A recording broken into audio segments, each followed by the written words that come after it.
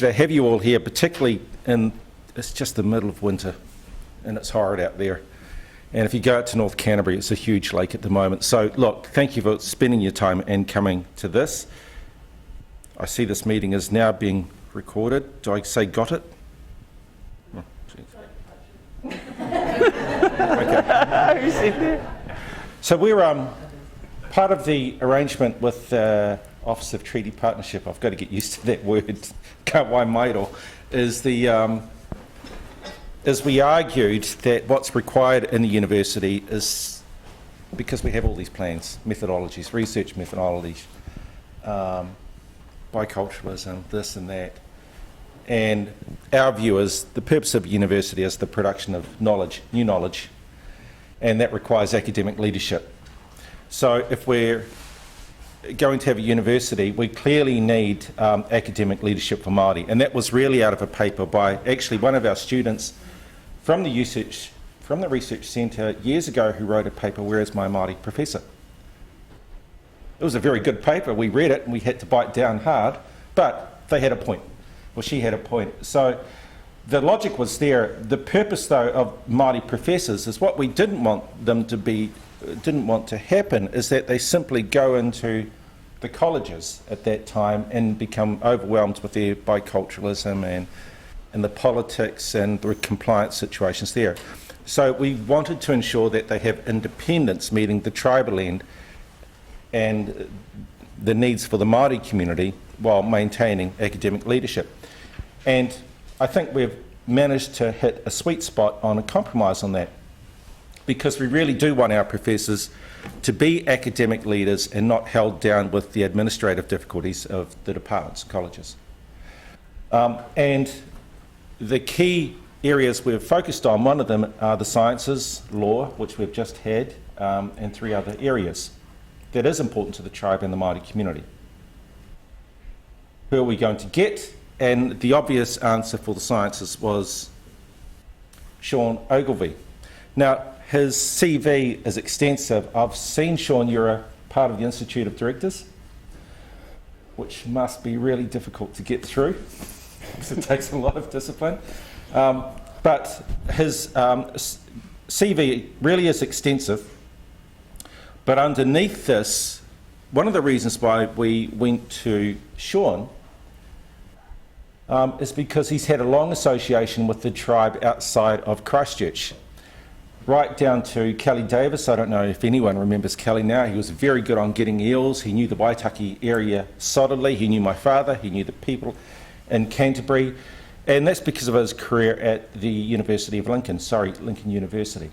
So Paul is understood at that level, and he's understood as an academic leader for sciences. He has an engaging mind. It's broad. It's not one of those minds that simply focus like that, because he understands the need for Māori, the drivers of where we're going, and what Mātauranga Māori is and what it's not, because ultimately we've all got a critical mind behind us. That's why we're really happy to introduce Paul here, and part of our job from here on Shaun, is part of our job from here on is just to provide seminars like this, where our professors and leading scholars can introduce their ideas to us all for engagement, critical debate, the purpose of the university. Shaun, welcome.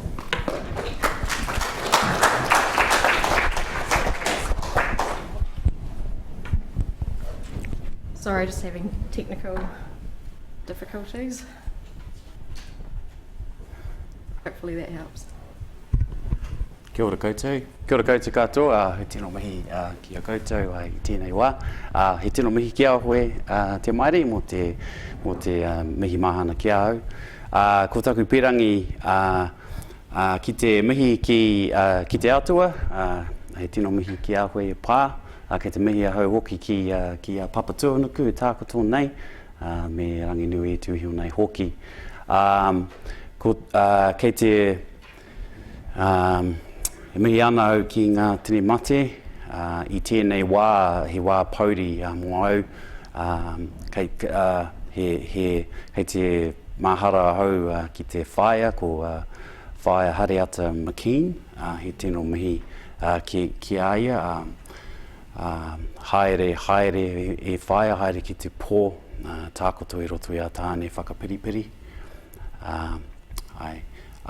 Ki Ngāi Tahu, he tino mihi ki Ngāi Tuahuriri, he tino mihi ki a koutou, ko te mana whenua o te whenua nei, ki Ngāi Tahu whānui hoki. Ki a koutou katoa, ngā kaimahi o te wānanga nei, he tino mihi ki a koutou. I'm actually pretty excited about giving this presentation. I've kind of been a bit of a while coming, and so yeah, I'm going to go a little bit on a limb and maybe share some thoughts and ideas which kind of haven't really been crystallised, but I think that's a good thing to do, and I'm looking forward to a bit of a critical discussion afterwards. So yeah, a big mihi to you all. So the kind of kaupapa that decided to talk about here is, what does science excellence look like for Māori? And I think even like putting it like that is kind of is perhaps a little controversial, and I think we really need to explore what that means. So that's the kaupapa today. Oh, wouldn't you know?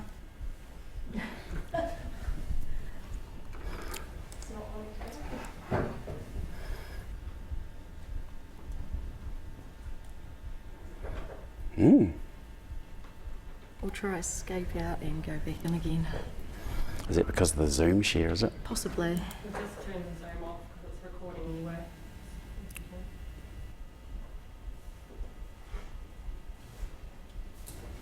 That's not wanting to do. There we go. All right, so a bit of a scope of what I'm going to cover. Firstly, even though Te Maire's introduced me, just a little bit about who I am, and I suppose I wanted to do that to just give some credence as to how I can even comment on this kaupapa. Then introduce in a real simple way what science excellence means from a Māori perspective. Then talk about the concept of kaitiaki, or being kaitiaki and kaitiakitanga, and I think it's central to the science excellence conceptualisation. And then there's going to be a bit of a focus on the Biological Heritage National Science Challenge, and a group that was brought together from all the 11 national science challenges to kind of ask and address questions like this around science excellence and some of the outcomes that have come from that group.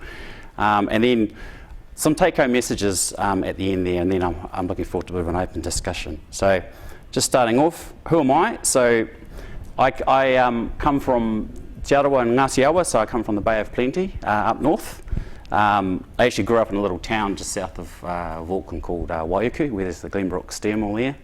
Having said that, my main marae is in Pukehena, just bang in the middle of the Bay of Plenty, and we would get back there quite often for functions like, as you do for weddings and tangi and all that kind of thing. My training is really in biological sciences, and ecology has been an area of interest for me for many, many years. I've had professional experience in CRIs, worked at Manaki Whenua Land Care Research and NIWA. Universities, was a lecturer at Lincoln University for about eight years. Involvement with EPA is one example of kind of central government involvements, national science challenges, and also private entities. Most of the projects that I've been involved with over, it's kind of too many years to think about now, but maybe 25 years in this professional space, have in some way or other been connected with Māori community. So that's kind of a personal interest for me. And so my position here at University of Canterbury is with the Ngāi Tahu Centre, and also with the School of Biological Sciences, so just acknowledging the School of Biological Sciences. I just quickly wanted to just acknowledge something you said about Kelly Davis. When there's all these people that I've worked with over many years that kind of, and when you get reminded of those people, it's kind of, you kind of have a bit of a, oh yeah, and same with your dad as well. I remember when I first met your dad, and we were having a conversation, and one of the things he said to me, we had to talk about our credentials, and your dad said to me, "Yeah, I have a PhD," and I said, and he said, "Post-hole digger." So anyway, the thing is, there's these characters over many years that have really incorporated and built up this kind of situation that I'm really privileged to be in, actually. So, science excellence from a Māori perspective, really simple idea. excellent science from a Māori perspective is science that allows Māori to better be ourselves. And that's from you, Te Maire. We're working on that paper together. And Te Maire, being an historian, had gone through this process of looking at knowledge systems and how the elders were quite capable of taking knowledge from wherever it came. And whatever the knowledge sources are, wherever, it was about getting to know those knowledge sources and the knowledge systems and then incorporating them into a process of better being ourselves. So really simple idea, but a really deep idea, and I think a really valuable way to look at science. And I think one of the things I need to say about this is that by saying that this is what science excellence is from a Māori perspective, isn't saying that strong and robust science methodology needs to take a step back. It's not saying that at all. It's actually saying that strong and robust science methodology, you can put that to whatever end means you want. But in this case, for Māori, the end means needs to help Māori to better be ourselves. So I'm going to explore what that actually means a bit more. So I'm going to start this with an apology, because when you do this sort of thing, there's always more people to add. I mean, there's a couple of people sitting in the audience here that I feel their picture should be up there. And so anyway, I knew that was going to happen. But I've been kind of privileged over many years to work really closely with a whole lot of people that really have an in-depth knowledge of what it is, in my mind, what it is to be Māori. And so I just put a few up, and I'm going to call it a subsample of key people that I've worked with over many, many years. And there's kind of I'm going to call these people kaitiaki, so this is where that concept comes in of kaitiaki. There's a commonality that I've found by being able to spend time with these people, and that's that, to me, the commonality is that there's this inherited responsibility through whakapapa, through genealogical connection, to ensure that natural ecosystems are intact and are handed on to coming generations in a comparable condition to how they were received. So I'm going to be really focusing on natural systems. That's my space: ecology, biological sciences. That's what I'm talking about when I talk about science here. So that's where the kaitiaki conceptualisation comes into place. So there's an inherent need to be good ancestors. So excellent science should help this need. That kind of sums it up for me. So it's this idea of being able to future generations to look back and say, okay, they were good ancestors. And to me, that is better being ourselves in a nutshell. It's about being good ancestors. I could just leave now, I think. That's probably all you really need to know. So just to kind of, I guess, put a bit of flesh on that idea and on the skeleton, I'm going to talk about the Biological Heritage National Science Challenge. So the National Science Challenges were started back in 2014-15, and there's 11 of them in total. And it was, at the time, it was a different way of doing science. It was about a mission-led science. So I don't know if people might remember back then, or some of you will. There was this promotion on TV, and they basically had scientists, and the one that I remember was a scientist with a teenager, and having a conversation about, I think it was geology or something like that. And anyway, they set up a website where New Zealand had the opportunity to say, what are the really important ideas that you think science should be helping with, that's going to help us to be a better country. And so those ideas became the missions. And so there's 11 missions, and the Biological Heritage National Science Challenge, the mission for that challenge is to reverse the decline of New Zealand's biological heritage.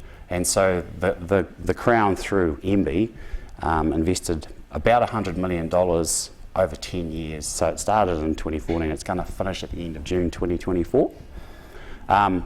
It's big, like it's a big challenge, literally and figuratively. There's more than 100 organisations involved, many iwi hapu and Māori entities, and more than 250 researchers, and it's got global reach as well. So in terms of excellent science, there's a structure that's taken a few years to develop up for the challenge, but it's kind of got itself into a good place. So the challenge has signed off a statement of tiriti commitment. The challenge is underpinned by the statement, and without going into too much depth, the statement actually acknowledges the articles of Te Tiriti, which is quite new in the science space. previously it's kind of been this principles of Te Tiriti has been the thing that's been central. So we actually, there was quite a process we went through to develop up this document and actually acknowledge the articles and not just the principles. So the challenge is underpinned by that. The structure of the challenge itself has been designed to support Māori to better be ourselves. So, as I said, there's the statement of the Tiriti commitment, and it's been signed off by the challenge itself. Originally, when the challenge started, there was that kind of model of having a board and then a kāhui Māori that was like an advisory group to the board, but really didn't have any teeth. And so that was actually a few years into the challenge that was changed, and the two groups became one. So the reporting process is actually to what's called Mana Rangatira Governance Group, which is both the kāhui and the board have come together. The board has two co-directors, and one of those co-directors is Māori, so that's me. So I'm co-directing this National Science Challenge with the guy Daniel Patrick. We co-direct it together. So here at UC, the challenge buys out 3 days a week of my time to co-direct the challenge. I'm going to be honest, it's a lot more than 3 days a week. So I have to say thanks to the powers that be to allow me to take more time on it. But I think it's kind of being seen as a really valuable thing to have within the university. And actually, there's a lot of UC research involved in biological heritage, which I'll talk a little bit about soon. And so the projects within the challenge also have the structure of two co-leads, and one of those co-leads being Māori for nearly all of the projects. A really big issue is just capacity. That having access to the people that have the skill sets to co-lead and to do these sorts of things is really tricky, which is something I'll talk a little bit more about. So that's built into the structure. Having this kind of partnership idea is right through the structure of the challenge. Just a little bit of detail about the parts of the challenge. So there's two main parts, and roughly speaking, half and half of the funding. There's a National Science Challenge itself, which has these three impact areas. Whakamana, which is to empower, Tiaki to protect, and whakahau, so to restore. And in each of those sections, there's research programs going on. Each one is kind of ranges from about 300,000 to maybe 1.2 million per annum for each one. So they vary in size, but they cover the areas that are impact areas that are really important for reversing the decline of our biological heritage. So I'll just jump in and maybe look at a couple. In terms of involvement, so the research organisations are throughout the country that are involved, and also global. But just in terms of UC, I guess, just to give an example, John Reid, and the next talk in the series is going to be by John Reid, and it's about some work that's happening in the challenge. He's the co-leader of Eco Index, that's in the orange there on the left-hand side. He co-leads that. We've got Steve Pawson, who's up there, up the back. He's co-leading part of the work there around state-of-the-art surveillance, which is the blue under Tiaki. So he's the state-of-the-art surveillance guru within the challenge. Who else have we got involved? Is Ren Dobson here? I need to meet. Yeah. Anyway, so Ren's involved in some myrtle rust work. So the right-hand side, is called Ngā Rākau Takitaki, and that's research around threats to trees and plants. So most of the work in there is around Kauri dieback and myrtle rust. There's a heck of a lot of work going on in there around two really pressing issues. We don't want to lose our Kauri trees, and we also, myrtle rust affects a lot of really prominent species, Pahurakawa, Fijoas, Rohosu, there's a whole bunch of species that it affects. There's a lot of work going on there in that Ngā Rākau Takitaki in that space. So Ren's involved in that area.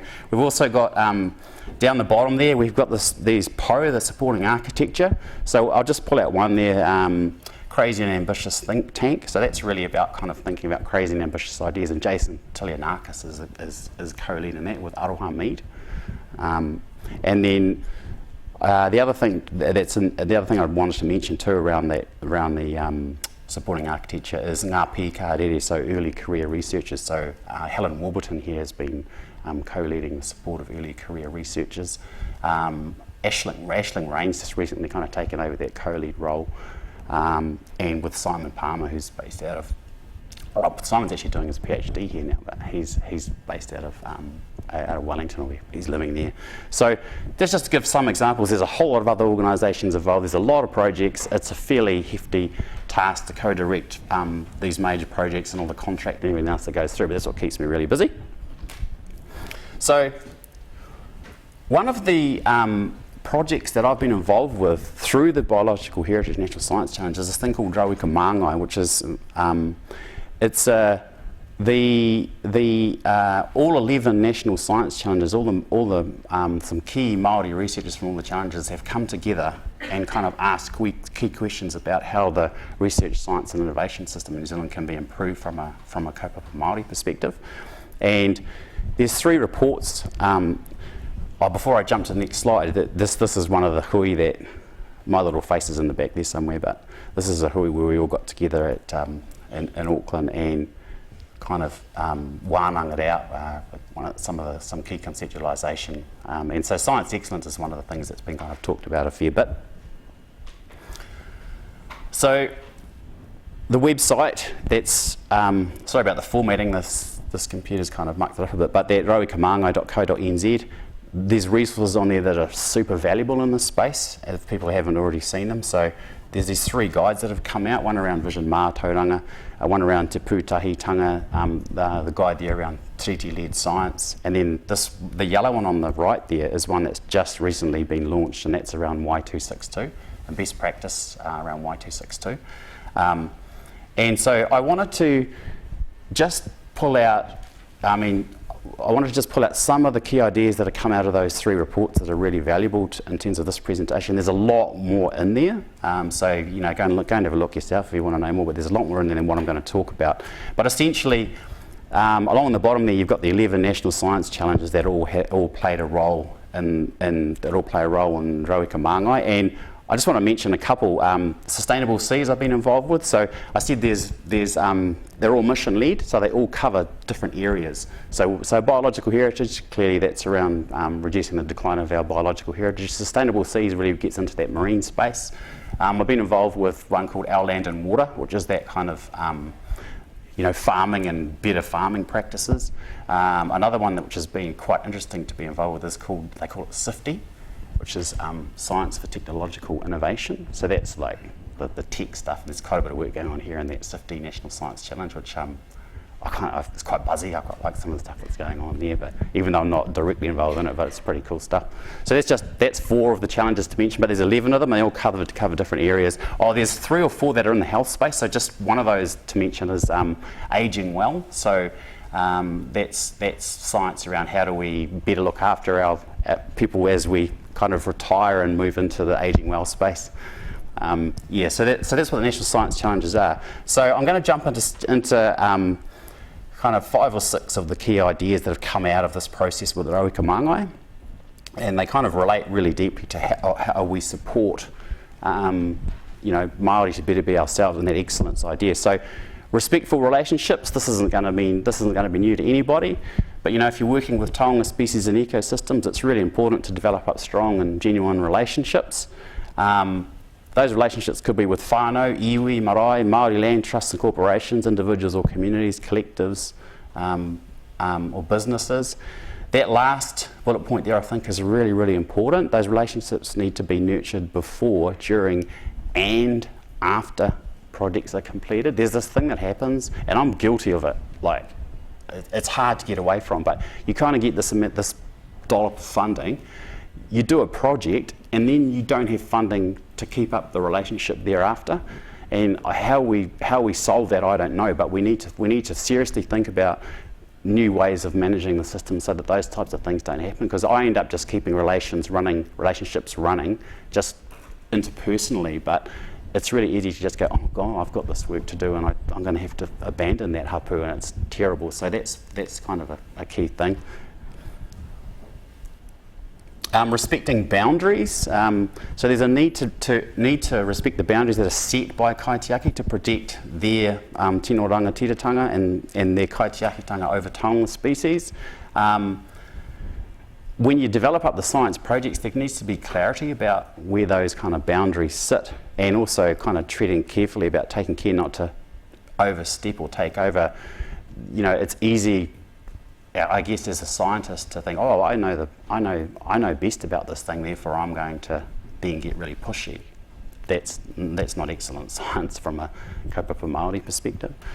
And yeah, and also there's this habit sometimes to claim expertise in the mātauranga Māori space when you kind of really maybe can't justify that. So it's just about, I suppose, keeping a handle on behaviours around that expertise and respecting those boundaries. Te reo Māori, so this is a hard one, this, because I've kind of been in situations where people that I highly respect from a science perspective are contributing to a hui, but they just mangle te reo Māori, and you just get a real cringe factor that kind of goes down. I don't know what we do about it, but it's one of those outputs of New Zealand, basically, of our education system and everything else. But I think as people are just aware, if we can come up with ways to just support the better use of te reo Māori, and I mean, to me, even if people can't say Māori, I just find that really offensive, like, you know, bloomin' heck. And there's an irony to it, because a lot of really good scientists really pride themselves on doing things just right. Like, if you look at taxonomists, for example, they know that if you're going to name a species, it's really important it's done exactly right, because I mean, if we look at incursions as an example, you need to know that what you've said is this thing is that thing, because if one comes into the country, you need to be able to be exact that that is the species you're talking about. So there's really big importance around the value of language, but within te reo Māori, it's part of a set of communication. How does that not align with being as exact? How can you not think that communicating needs to be as exact? So yeah, there's always been that irony for me around that. So yeah, learning to pronounce words and phrases in a non-offensive manner, learning meanings of key words, phrases and values, and learning to pronounce the names of the kaitiaki that you work with. Simple as that, like people's names. Yeah. Ensuring reciprocity, so kaitiaki determining for themselves what benefits they want from the science and being able to have conversations around that. Developing benefit sharing agreements to ensure delivery happens. So yeah, funding budgets is the obvious thing. It's around these appropriate budgets for kaitiaki to be properly involved in projects. Being clear and honest about the expertise being brought to the table. So not hamming it up.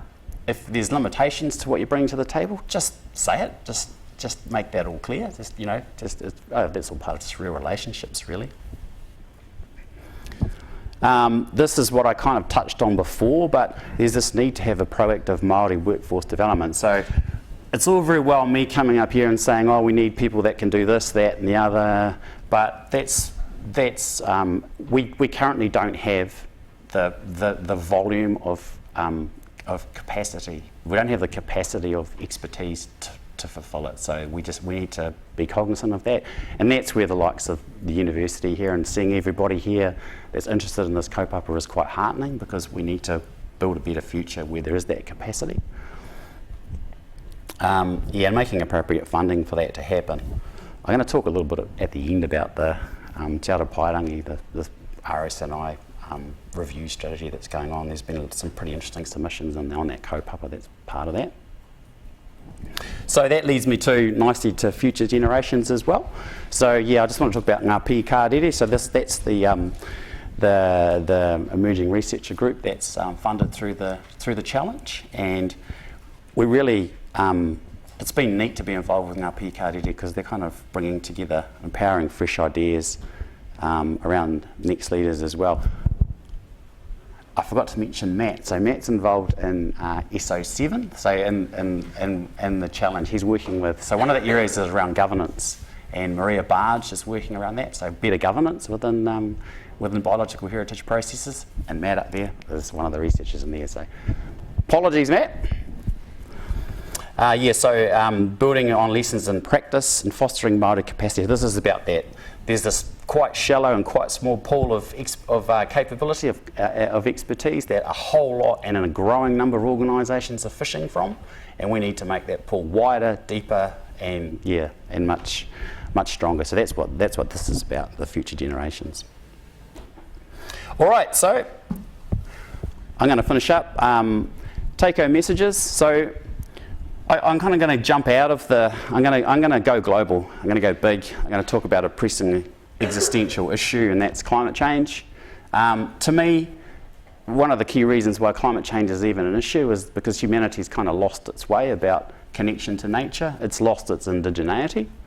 And I think that the dominant research, science and innovation system that we've had for the last 20, 30 years has privileged that lost way.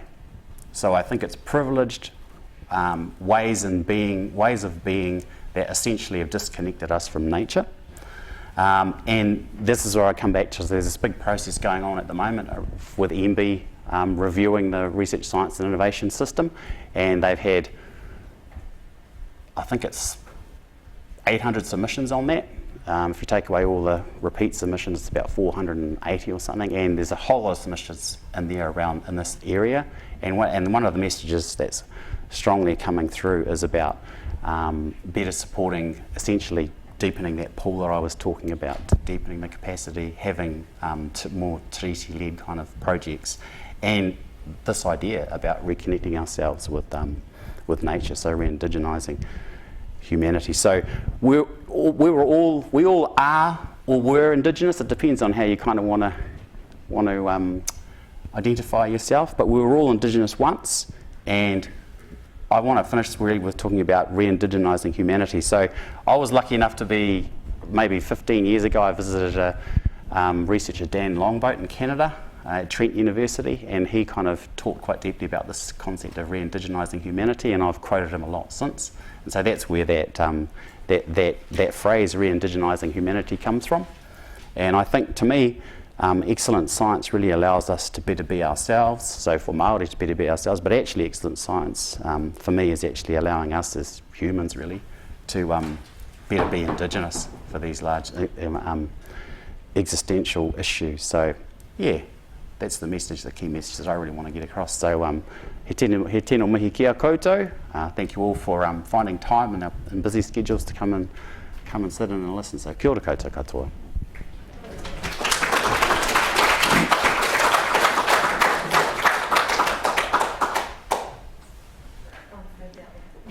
Hey?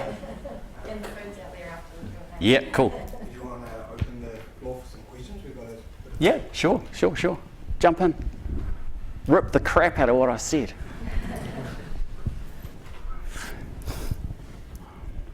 So the quote came from Tegan via Marshall Sutherland's, Oh, true. which was, it allows us to be more ourselves, which I always found interesting, because there's this tension of, we become westernised, which drives me up the wall, where the counter view is, no, actually, it's just technology, knowledge, and we've adopted it to be more ourselves rather than being westernised. But have you ever seen that tension where how people see themselves becoming Western because they're learning science, or is it because they want to be more themselves? Yeah. See, that's so. There's a question that follows from that. It's about where you position science in the scheme of things, right? And there's one way of working is that science is basically it, right? It's kind of almost like a religion, like it's what is it? It's just the way to do things. But in my mind, I position science as a tool that can answer and support answering questions from wherever those questions come from. So there's a higher level of order that science can fulfil, and so I position it, I guess, at that kind of as at that lower level. So there's science that's been really robust in its methodology, but it's been used to address questions that to me are quite dodgy. Just as an example, I mean, I think about some of the science in the past around brain capacity and the size of your brain as a race that reflects your intelligence. there was some pretty robust science done on measuring brain capacity. Like, the measurements were great, but the question that it was addressing was pretty average, you know? So to me, that's what I'm talking about. I'm talking about science. So, you know, we talk about mahinga kai. You talk about Kelly Davis and all those key people. Mahinga kai is a real central conceptualisation, and so science that helps us to better manage mahinga kai is a good example, like around better being ourselves. And there's people here that are really great in that space. They acknowledge that as well, that are working in that space. Yeah. Yeah. Anything else? Well, I've got a kind of half-formed question. Yeah. I was just thinking as you were talking, and I don't know much about this area, I think it's coming along. I remember talking to some people when the submissions were open for the pathways paper, and we were talking about how is the very methodology of science itself is in the, we think something, we'll come up with a hypothesis, we'll do a methodology and solve it, and this is our conclusions and outcomes. Is that quite a, well, I don't know any other ways of kind of going about solving a problem or something like that, but is the very foundation of that, is that how Māori see science as well? Like, are there other ways to look at? Yes. Like, I'm wondering about literally the very, you know, how my view on science is that would probably be the only way to solve a problem. I don't know, but is that because I've been told it's the only way and my view's shattered? I think it's a really, really good question, because, you know, I should have added another diagram, but that so to me the science is the tool, and what you're talking about is the guts of that tool. The tool itself. Yeah, that's the guts of the tool. We pull that up and we go, oh, that's actually, that's... I think so there's mātauranga, which I'd kind of maybe put along science that's used to address a specific question. There's a really good example we've got happening in the challenge at the moment around Kauri dieback. So one of the kaumātua in Northland, he actually came up with a rongoa medicine for sick kauri trees that has a whakapapa history. So there's a connection to whales. So there's this whole different way of looking at the world. But he came up with a rongoa that he then put on the trees, and it works. Like, we've had some quite exciting results. But so you can come in with the science that you're talking about to kind of work out why that happened. But the background behind the method that he brought is quite different. We kind of had to almost protect that process because it was open to pretty heavy scrutiny. And we didn't enforce it, obviously, but the process then you didn't have to turn into like okay, well, you need to split it into why you think like the hypothesis. No, we just let him go for it. You know, yeah. That's Just let him go for it. But the higher level thing that I was talking about is the question is the same. We don't want Cody to die. Yeah. What can we do to save it?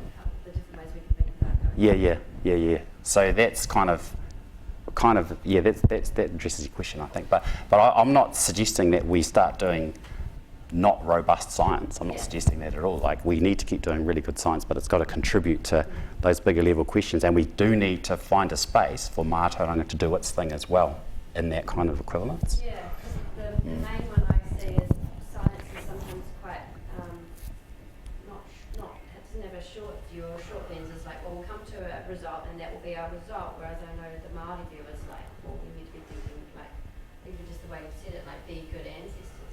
Yeah. So it's about thinking like, what's the use of what we're finding for like decades, hundreds of years in times. That I think, you know, the way I look at science currently is like, well, what's the immediate effect of that, you know? Yeah, you do tend to split things into like shorter time frames and stuff, but everything should contribute to a longer term benefit for humanity, really. That's right. That's why I wanted to kind of pull in the climate change thing. Yeah, thanks for answering my ramble. No, it's good. It's really good because I was wondering whether to create a diagram on that thinking, and then I kind of tossed and turned about it, and it got quite complicated. But I think it should be a paper. That would be really cool. Yeah. No, it's really good. Kia ora.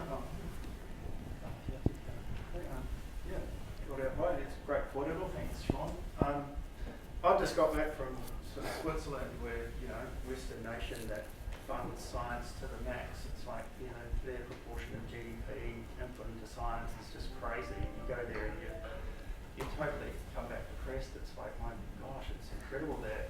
Just returning to your question of re-indigenising humanity, what's really interesting about a place like Switzerland is that they have their own kind of maunga kai, which is subsidised massively. So they have their traditional agricultural systems right up in the mountains next to the glaciers where they've got their cows with their bells everywhere. Oh, yeah. And it's totally, it's a completely unsustainable industry. So but they fund it to the max, so to keep it going, because it's a traditional. So I just wonder in Aotearoa and Te Waipounamu, why aren't we getting to that point of sort of advocacy in that space of thinking about, well, we should be doing that here. We should be basically supporting, although it might be unsustainable industries in a sense, it's sustainable for that future perspective that we need to look at. And the point I'm trying to get to is that Western nations are actually doing this, and the way that they're doing it is, we've got many different circumstances, but at the same time, we've got these models to work from, and so we can go to our current systems and governance systems and funding. Look, other nations are doing this, so why aren't we getting in that direction? So I just wonder, to have a question, to highlight, like, well, what is the what do you see as being the direction in that sort of funding model for things like maunga kai and yeah. Well, I mean, I guess the obvious thing for me is that the submissions to the Te Ara Paerangi process they kind of touch on that, some of them do, they touch on that future, but I think, I suppose what makes us different to those countries is that we have a pretty strong identity about who our Indigenous people are. I mean, I don't want to talk for them, and I will never talk for them, but that's my feeling. And so that's kind of what we're doing, is by giving that identity more momentum, we can get to that place. They probably have to do it their way, right? Right? Because that's kind of their history. So I suppose, I suppose one thought on that is that it's actually the same ends, perhaps. But that's really, that's pretty cool. It's amazing when you go there, you think, far out. Yeah. Like their proportion of GDP for science and research is just insane. I mean, they've got obviously that background of World War II and all the gold, etc. But it's like. It's real weird that you mentioned Switzerland because my oldest boy was in the photo there. Tiaki, his name is, and for obvious reasons, this whole Kai Tiaki thing in Tiaki. But his girlfriend he's 19. His girlfriend is Swiss, and they have a family thing. They live in New Zealand, but they have a family thing where the kids reach a certain age. She's like 17, 18. They have to go back to Switzerland for 6 months to learn their culture. Yeah, and she's there right now. With the cowbells. That's what he actually said to me. She's there with the cowbells. So it's just coincidence, but yeah, interesting. Or they can go back and get dressed up and they stand outside the Vatican. They can do that as well if they want. Just with their sort of big hats on. Oh yeah. Feels like we've digressed. Sorry. Any other whātai? Kia ora. As like an academic institution, like with funding and stuff and resources relatively stretched, like how do we ensure our like rangatahi coming through have the opportunity to share like cultural perspectives and reconnect with their culture within a space that's teaching us maybe like Western academics or certain pathways of thinking? Yeah. Oh, it's just a constant battle. It's difficult. It's really difficult, and it does come back to the pool of expertise thing that I talked about as well. So, and the question that Tara had raised about where's my Māori professor, it all comes within that space. So, in an ideal situation, that I've been lucky enough that those people that I presented up there, I've been lucky enough to be able to sit with a lot of those people and just chew the fat about some of these ideas. In an ideal situation, we'd all have that opportunity. How we get there, I'd love to get there, but how we get there is really difficult, I guess. But we're all working pretty hard to try and get there, though. Yeah.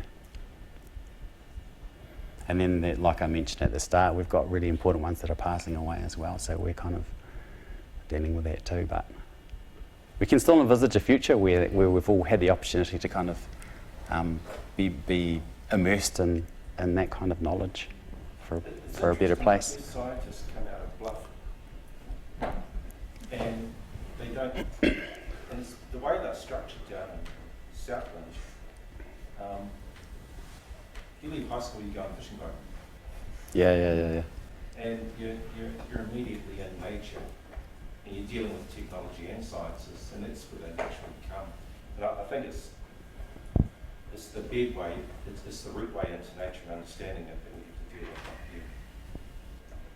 here. I just know it all the time. You talk to a Bluff young person, and they know the environment, they know the science of it. It's just natural to them. Almost like gaming and stuff here. Yeah. It's just, well, you said something about disconnection, and I think that's happening.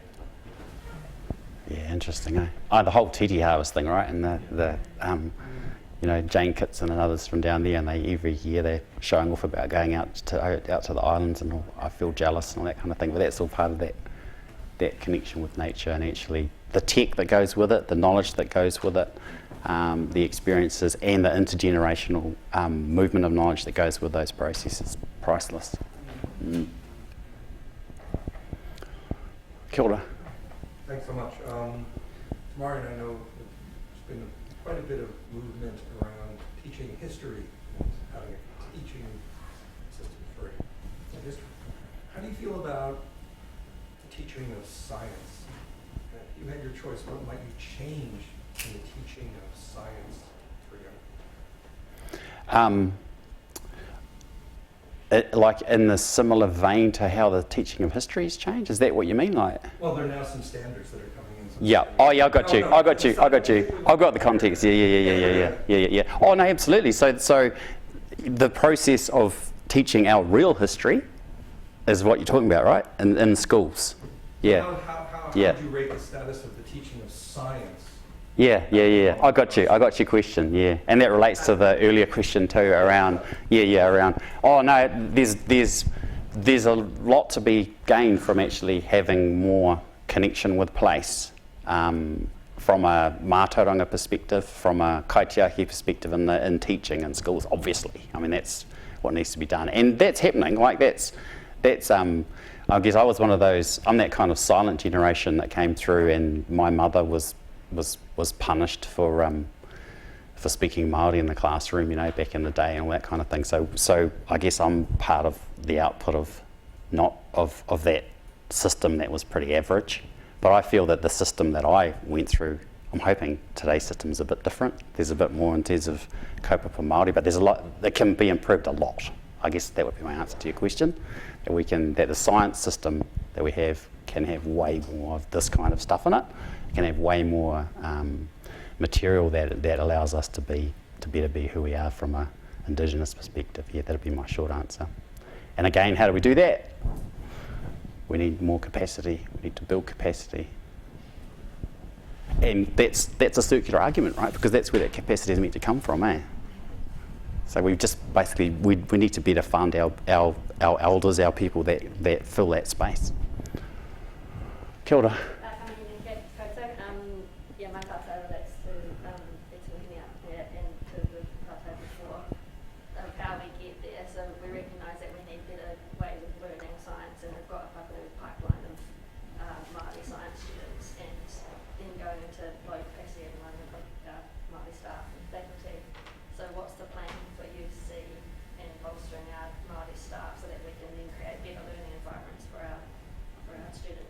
Yeah, I think I'd hand that to Maire. Oh, I think science is an odd word, and I'm wondering whether our people, whether Mātauranga Māori is closer to what they would have called in the 19th century natural philosophy. Because all of those scientists back then were natural philosophers, and they understood systems really well. And I think that's what our people understand, the systems of environment and nature. Yeah. Science is a particular thing, and it narrows and narrows and narrows. Yeah, it is. It's at an undergraduate level and at a high school level, question.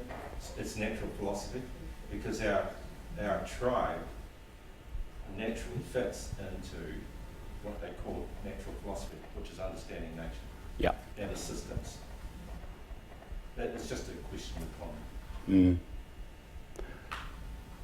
Just in terms of like logistics, to answer your question, you know, there is the funding there to add more professors, more Māori professors to UC. Oh, so specific to that question, Yeah. back in 2012 when we had the earthquake, the university actually committed to science schools at our high school undergraduate level for Māori, and I think that's what it was never enacted, we have to enact that. Oh, yeah. But yeah, there's work to be done.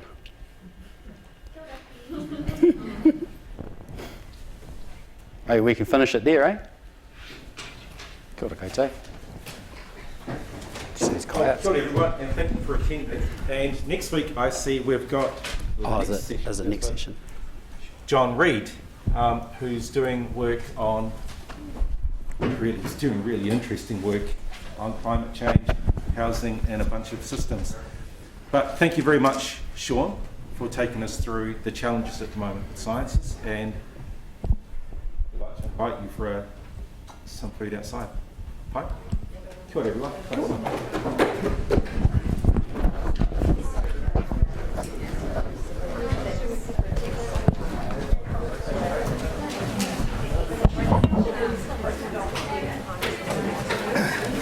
How do I turn that off? Sure. Remember me.